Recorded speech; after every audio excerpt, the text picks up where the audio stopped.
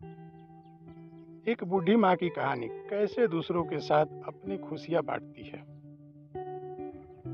हम लोग अपने जीवन में इतने बिजी हैं कि हम लोग हमेशा बड़ी बड़ी चीज़ों में ही अपनी खुशियाँ ढूंढते हैं।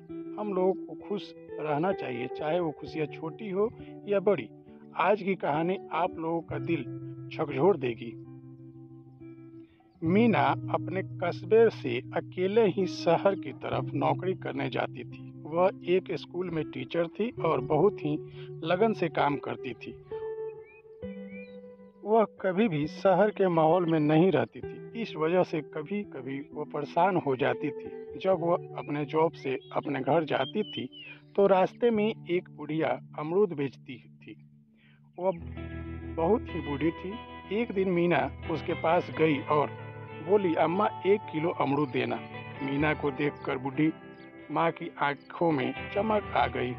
वह 1 किलो अमरूद मीना को दे दी। मीना ने अमरूद लेकर एक खाया और बोला, अम्मा आपका अमरूद मीठा नहीं है, और उसे एक अमरूद अम्मा को निकाल कर दे दिया। बूढ़ी माँ ने अमरूद खाकर बोला, मीठा तो है। फिर मीना अपना थैला लेकर वहाँ से चल दी।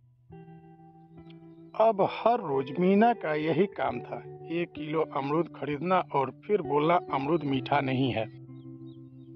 एक दिन मीना के पिताजी उसके साथ आ रहे थे। उस दिन भी उसने ऐसा ही किया। मीना के पापा ने बोला, अमरूद तो मीठा है, फिर भी तुम उस बुढ़िया को क्यों परेशान करती हो।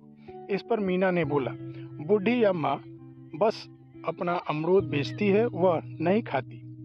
जब मैं उनको यह बोलकर एक अमरूद देती हूँ तो अमरूद मीठा नहीं है, तो कम से कम इस बहाने से ही वह एक अमरूद खाती तो है। मीना के पापा बहुत खुश हुए और बोले, बेटा तुम बहुत ही अच्छा काम करती हो।